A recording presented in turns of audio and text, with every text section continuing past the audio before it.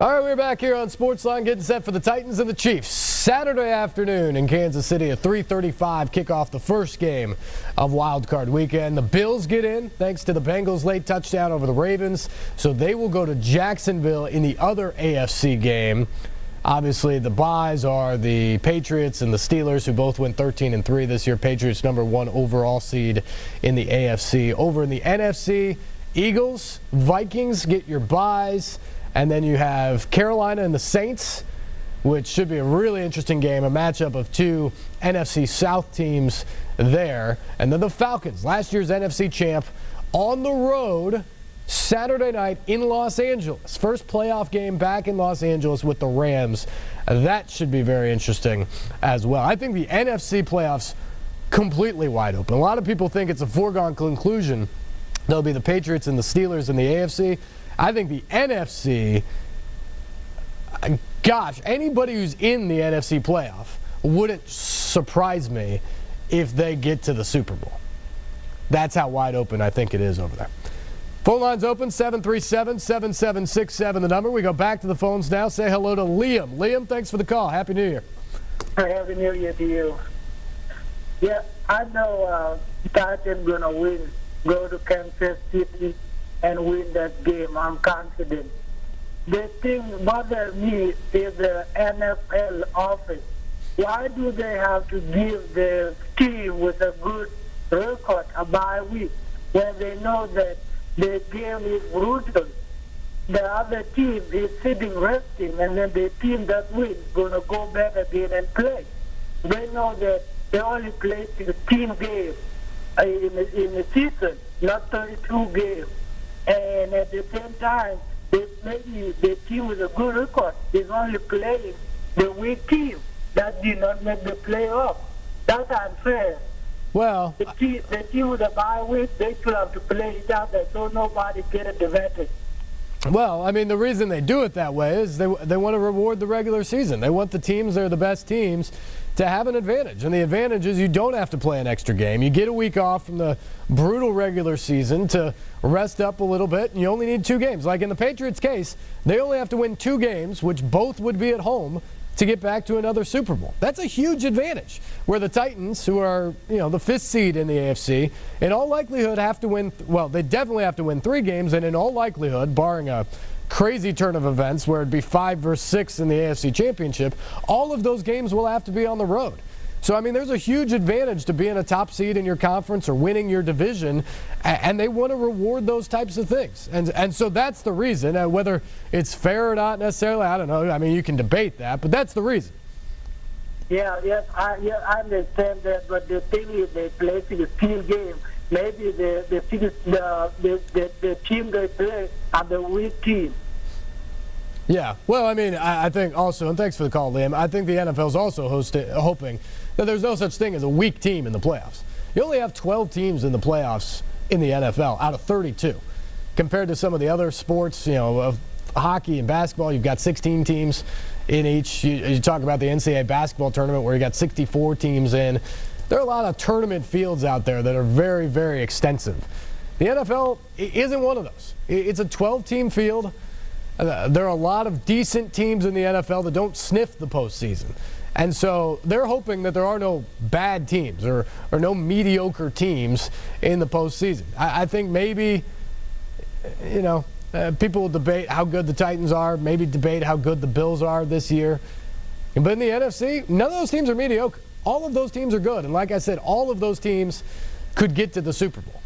And so that's what you hope for in the NFL. It's a small field. It means a lot to get in. It means a lot every rung you climb the ladder in terms of seeding, because it means home games. It means fewer games to play to get to the Super Bowl, fewer injuries likely in your path to get there. So all of that's important. It makes the regular season important. It makes the seeding very important. And it makes the playoff usually one of the best tournaments in the sporting world.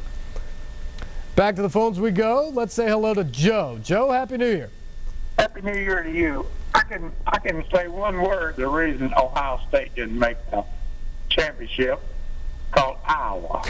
I knew where you were going with that. They went to a team that wasn't that good, and they got really drilled. I heard some announcers on ESPN say that was the reason they didn't make it. No, look, I'm sure it was. Going to Iowa and giving up 55 points is frankly inexcusable for any team. But also remember, Iowa's a bowl champion team. You know, they were in the top 25 towards the end of the year. And this is an Ohio State team that also beat Penn State during the course of the year. They beat Wisconsin, who was the 6th place team in the final ranking. They had 5 wins against the top 25. They did a lot of other good things that showed that they are a pretty darn good football team. Besides that, Alabama doesn't have any of those wins until last night.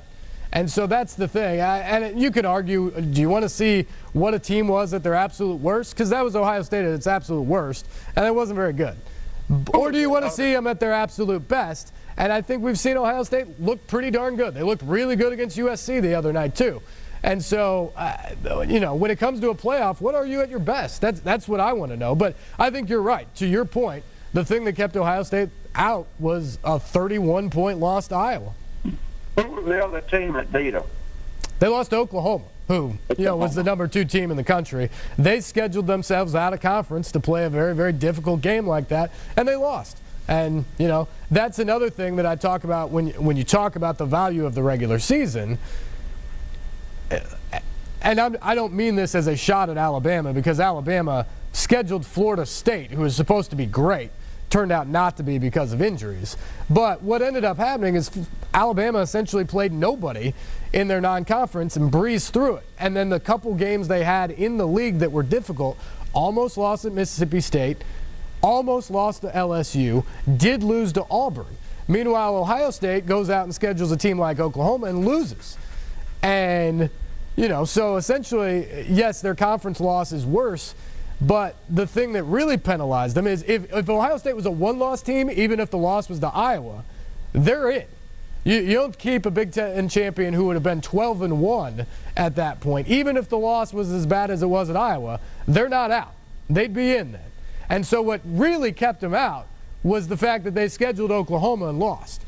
And so I think that's a bad message to be sending to the future here, because you're saying the regular season doesn't actually mean what you've been claiming it has to mean in the sport, because you might as well schedule Mercer like Alabama did, or some of these other teams have done, where you schedule games that you're going to win. You schedule to go 3-0 or 4-0 in the non-conference, because if you get to 11-1 or 12-1 at the end of the day, you've got a pretty good opportunity to get in the playoff like that. Yeah, I agree. You know, I also heard some stuff that on TV, that some on ESPN were talking about, that a lot of teams don't want to play Alabama. You know, and they have some trouble trying to find the top teams to play them, and I believe that. Now, I watched them play this year, and their defense, you know, they lost just about all their linebackers and stuff. Their defense just wasn't Alabama, and their offense is still not good. Yeah, I'll tell you this, and Joe, I appreciate the call. These are good points. Alabama's defense was Alabama last night, and that's the biggest thing of my takeaway from that game, is I thought early on this year, Alabama looked ferocious in September and October defensively, and then injuries caught up to them, and they weren't the same team in November. Alabama was not a top 4 team in the country in November. When they lost to Auburn, when they struggled down the stretch, they weren't. But you know what happens in college football? And again, here's my other beef when you don't win a division. Not only did Alabama get the break like everybody else, they got a longer break. They played Thanksgiving weekend. Everyone else played the first weekend of December. Alabama had more than a month to get healthy, to get right, and to get locked and loaded for that game. And it served them well. They looked awesome last night. And good for them. But again, that's an issue when you're going to tell a team that you don't even have to play on the biggest day of the regular season. You don't even have to get there, while everybody else is getting beat up and risking a loss that maybe kicks them out. You didn't even have to play, and you got into the field. You moved into the field by not playing in the final week of the season, and that's what happened with Alabama. Back to the phones we go. Let's say hello to Terry. Terry, Happy New Year. Hey, how you doing, brother? Doing great.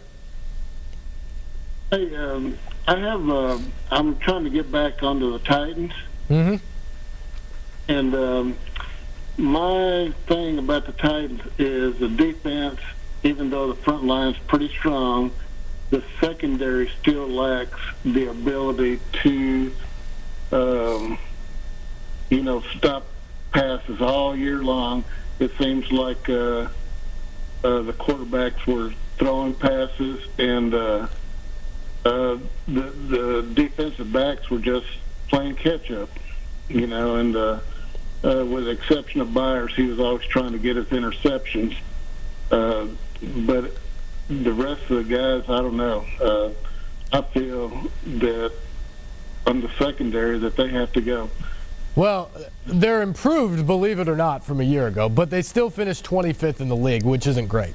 And so you're right. It's still a weak point of this defense, a defense that finished 4th in the league against the run, that's really come on with their sacks down the stretch of the season. Early on, they were getting pressures, but they weren't getting home. They've gotten home lately, which is good for this team. But you're right. The secondary has not been good. Some of that's been due to injuries. Logan Ryan hasn't been completely healthy down the stretch. You've had some Bryce McCain in there, Ty Smith the last couple of weeks.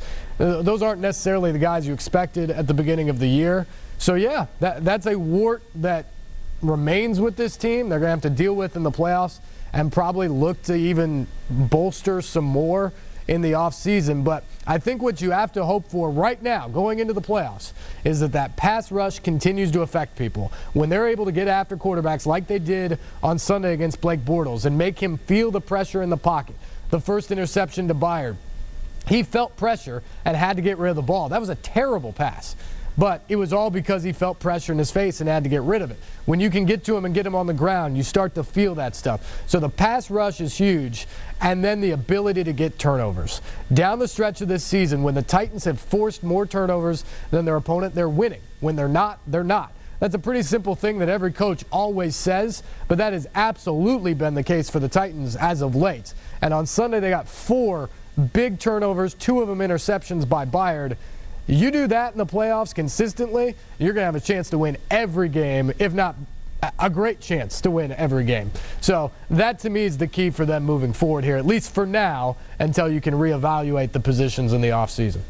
Yeah, my other thing is on the offense, the front line seems to be doing okay. They need some competent receivers other than going to the tight ends all the time. And my biggest issue that I've had for the last couple of years is I don't like Mariota at all. I don't care what the Titans fans say. But this guy has a tendency to float the ball too much. And I don't know what it is. Maybe bad coaches or something. Well, he'll tell you, and Terry, I appreciate the call. I got to run here for a break. He'll tell you it's bad mechanics. He has a tendency to get on his back foot and not step into the ball. And part of that, I think it's been exaggerated this year. Part of that, remember, is he fractured his fibula last year. And I've talked about that a lot on this program. He's been down this year, and he deserves some of the criticism for the play. But he did not have an off season to take the proper steps to get better like you would normally do between your second and third year in the NFL. And then during the year, he's fought some injuries as well. That's a big problem for Marcus Mariota. People who want to put out a big sort of blanket statement about where he is at during his career based off of this year, I think you just have to step back.